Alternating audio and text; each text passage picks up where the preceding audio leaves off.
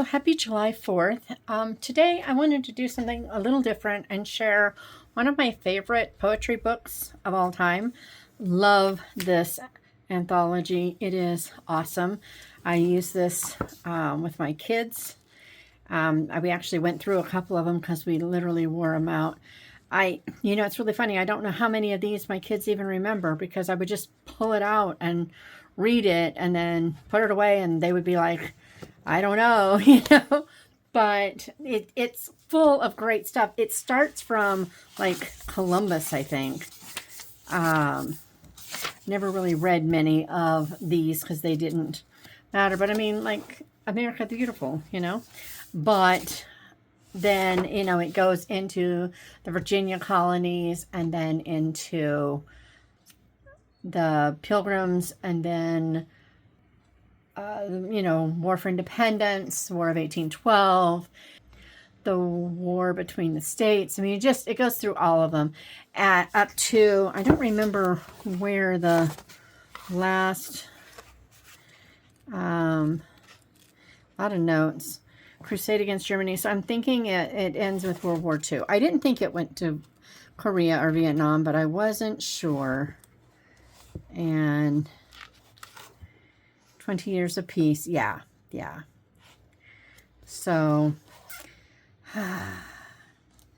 well, no, World War I, not World War II. World War I. Anyway, they even have Joyce Kilmer's poem in here, I think. Not the trees, but he had white ships in the red, 1915. So anyway, I thought I would read a few while you get to see the crazy stuff I do for my goodness. There's so much. I made cherry ice cream. I had to pit 1.5 pounds of cherries, and my hands are just a mess. But anyway, I'm gonna read a few of these while I show, just trying to do the June writing bingo that I started while I was in Minnesota. Okay, I've got a lot to do and only a couple of days to do it. So, first up, that one. And, I did do this. So that's good. I got a couple, but I've got some stuff to do. So, yeah, here we go. Whew. Landing of the Pilgrim Fathers by Felicia Dorothea Hemans. The breaking waves dashed high on the stern and rock-bound coast, and the woods against a stormy sky their giant branches tossed. And the heavy night hung dark the hills and waters o'er, when a band of exiles moored their bark on the wild New England shore. Not as the conqueror comes, they, the true-hearted, came, not with the roll of the stirring drums and the trumpet that sings of fame. Not as the flying come in silence and in fear. They shook the depths of the desert's gloom with their hymns of lofty cheer. Amidst the storm they sang, and the stars heard, and the sea, and the sounding aisles of the dim woods rang to the anthem of the free. The ocean eagle soared from his nest by the white waves' foam, and the rocking pines of the forest roared. This was their welcome home. There were men with hoary hair amidst the pilgrim band. Why had they come to wither there, away from their childhood's land? There was a woman's fearless eye lit by her deep love's truth. There was manhood's brow serenely high, and the fiery heart of youth. What sought they thus afar? Bright jewels of the mine? The wealth of the seas? The spoils of war? They sought a faith's pure shrine. I call it holy ground, the soil where first they trod. They have left unstained what there they found, freedom to worship God. Paul Revere's Ride by Henry Wadsworth Longfellow. You knew I had to do it. Listen, My children, and you shall hear of the midnight ride of Paul Revere. On the 18th of April in 75, hardly a man is now alive who remembers that famous day and year. He said to his friend, "If the British march by land or sea from the town tonight, hang a lantern aloft in the belfry arch of the North Church Tower as a signal light. One, if by land, and two, if by sea.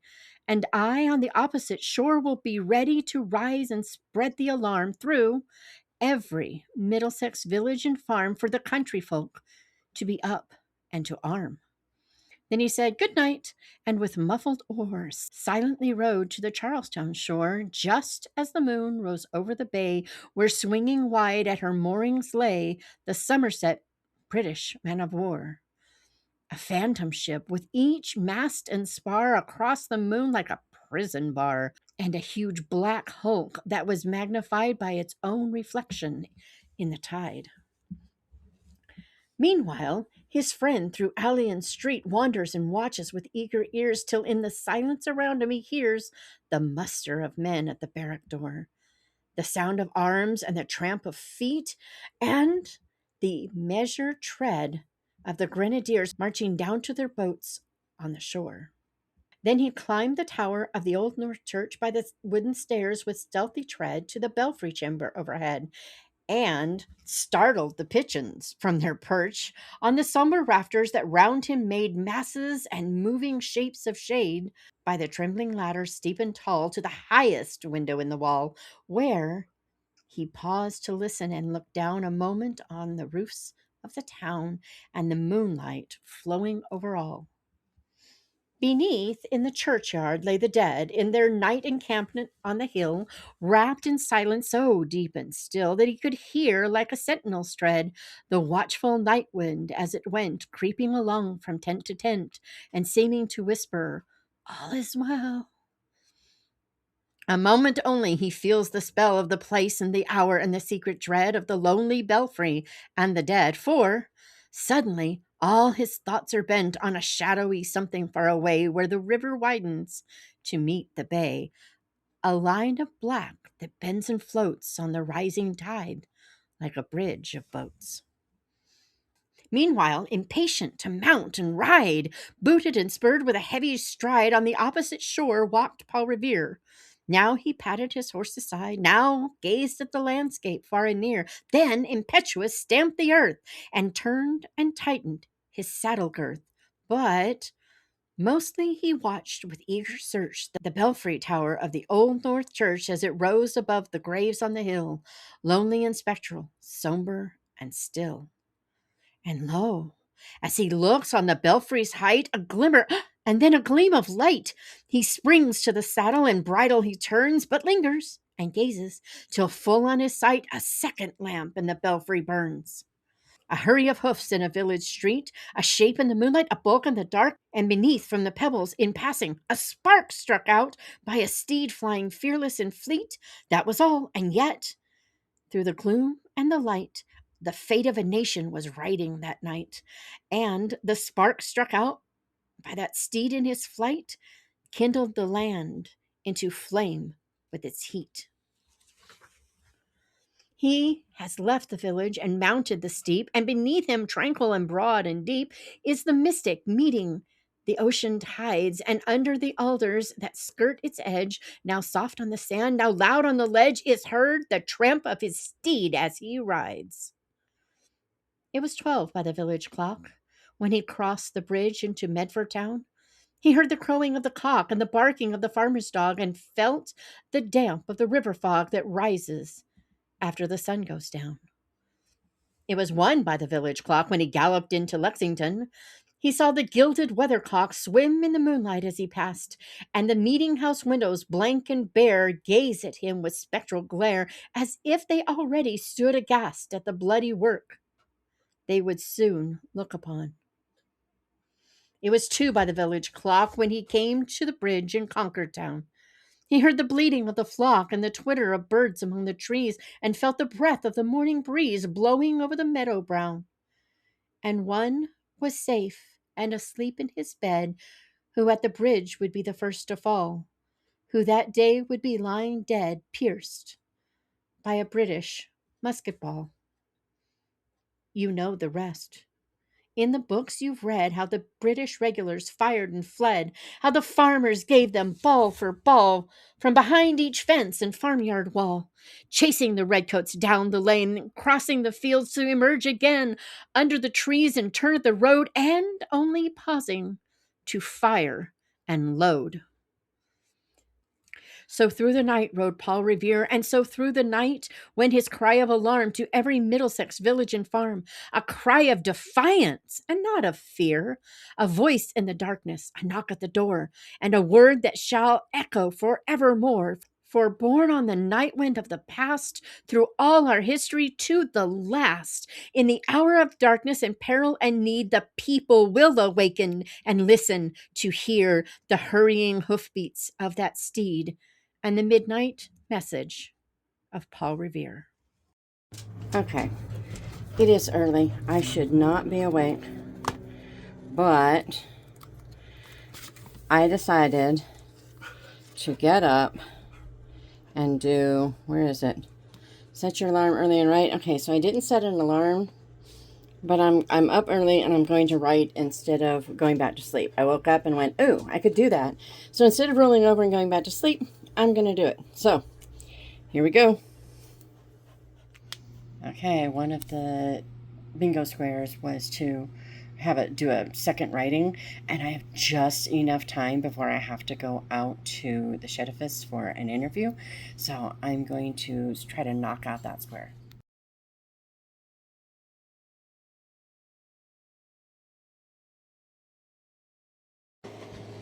Okay. Almost to this one.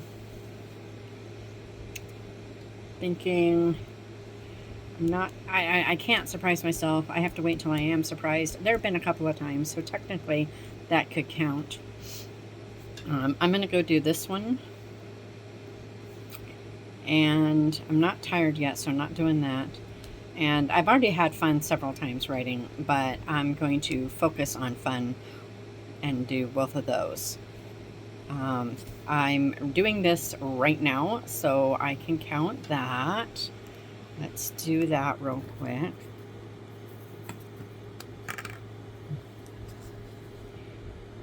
And my reward, there's some Starburst jelly beans because that sounds good. This one's a tough one because I'm like, well, until I write it, I don't know. We'll see. Write something difficult. I'm doing that now-ish too. So I have a few that are going to come really fast.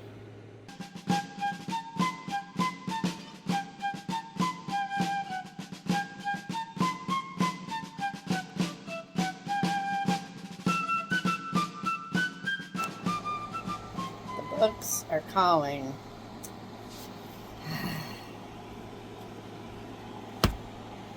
But so is the writing. Writing first. Okay. I could technically say I've already had fun writing, but I think I'm going to work on this one. Make yourself feel something, obviously. Surprise myself, I've actually done. But my marker's over there, so I'm not going to do it right now. I'll get that in a minute. But then courage, yeah, I've got to do something tough. So I'm going to do these two. I'm going to do them in one. I really wanted to make each one of these very separate and individual things, but sometimes that's just not going to work. So we're going to go do those right now. Independence Bell by Unknown.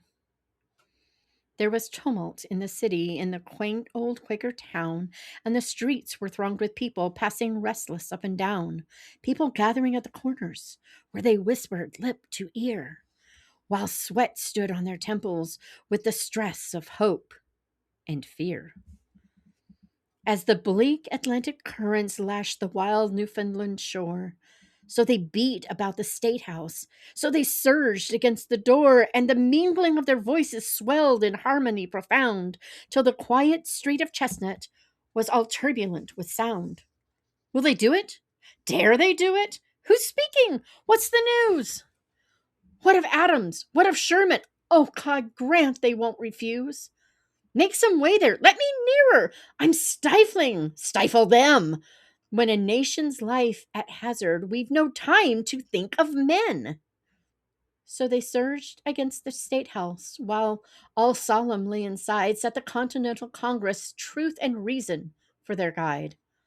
Or a simple scroll debating which, though simple it might be, yet should shake the cliffs of England with the thunders of the free. Far aloft in the high steeple sat the bellman, old and gray. He was weary of the tyrant and his iron sceptred sway. So he sat with one hand ready on the clapper of the bell, till his eye should catch the signal, the expected news to tell. See, see, the dense crowd quivers as beside the door a boy looks forth with hands uplifted, his eyes alight with joy. Hushed, the people's swelling murmur as they listen breathlessly. Ring, he shouts, ring, grandpapa! Ring, oh, ring for liberty! Quickly at the welcome signal, the old bellman lifts his hand. Forth he sends the good news making iron music throughout the land. How they shouted, what rejoicing! How the old bells shook the air till the clang of freedom echoed from the belfries everywhere. The old state house bell is silent, hushed is now its clamorous tongue, but the spirit it awakened still is living, ever young, and will ne'er forget the bellman who, that great day in July, hailed the birth of independence, which, please God, shall never die. All right, guys, this is probably my favorite patriotic poem of all time, and I read it annoyingly. This is Nathan Hale by Francis Miles Finch. To drumbeat and heartbeat, a soldier marches by. There is color in his cheek, there is courage in his eye, yet to drumbeat and heartbeat, in a moment he must die. By the starlight and moonlight, he seeks the Britain's camp. He hears the rustling flag and the army's sentries tramp, and the starlight and moonlight his silent wanderings lamp. With slow tread and still tread, he scans the tented line, and he counts the battery guns by the gaunt and shadowy pine, and his slow tread and still tread gives no warning sign. The dark wave, the plumed wave, it meets his eager glance, and it sparkles neath the stars like the glimmer of a lance. A dark wave, a plumed wave on an emerald expanse. A sharp clang, a still clang, and terror in the sound. For the sentry, falcon eyed, in the camp to spy has found. With sharp clang, a steel clang, the patriot is bound. With calm brow and steady brow, he listens to his doom. In his look there is no fear, nor shadow trace of gloom, but with calm brow and steady brow, he robes him for the tomb.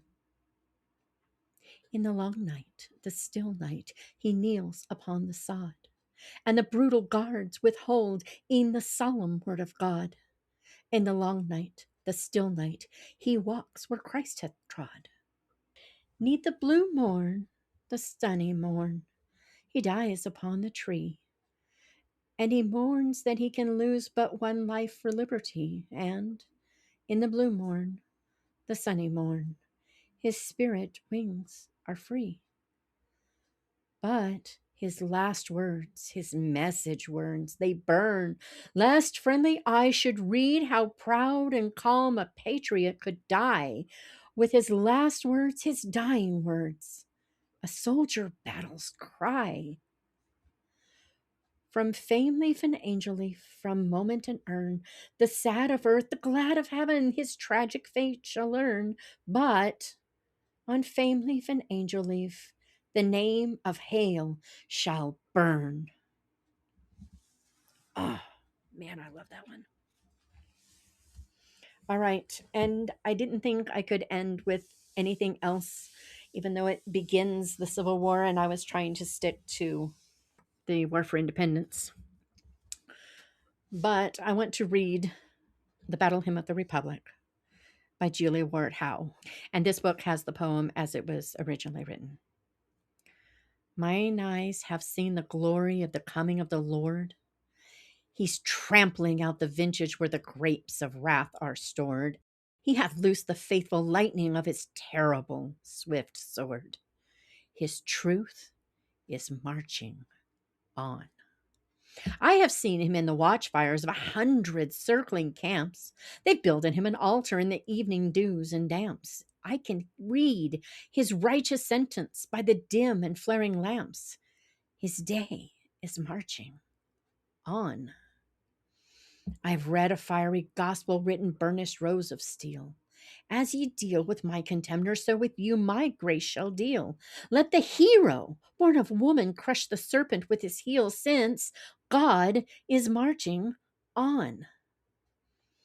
He has sounded forth a trumpet that shall never call retreat. He's sifting out the hearts of men before his judgment seat. Oh, be swift, my soul, to answer him. Be jubilant, my feet. Our God is marching on. In the beauty of the lilies, Christ was born across the sea with a glory in his bosom that transfigures you and me. As he died to make men holy, let us die to make men free while God is marching on. Well, guys, thank you for, I know it's a weird day, but I was feeling really patriotic today. We finally put up a flag after 38 years in this house and me wanting a flag to hang outside my house and always forgetting to buy one when they're out at this time of year. I decided that it would happen on this 250th birthday if it killed me. And it nearly did, but that's okay. That's okay. So I hope you have an absolutely wonderful 4th. For those not in the US, I hope you have a wonderful 4th anyway. And for those in England, sorry. It feels terrible to read poems about how we just fought and killed your countrymen. But I think they would have been very happy to leave without bloodshed if they could have gotten away with it. So I'm just putting that out there. Meanwhile, I will see you on Monday with what I've been reading, which hasn't been a whole lot, but I have finished a few things. So I'll see you then, and I hope and pray that you have a wonderful and safe 4th and the rest of your weekend.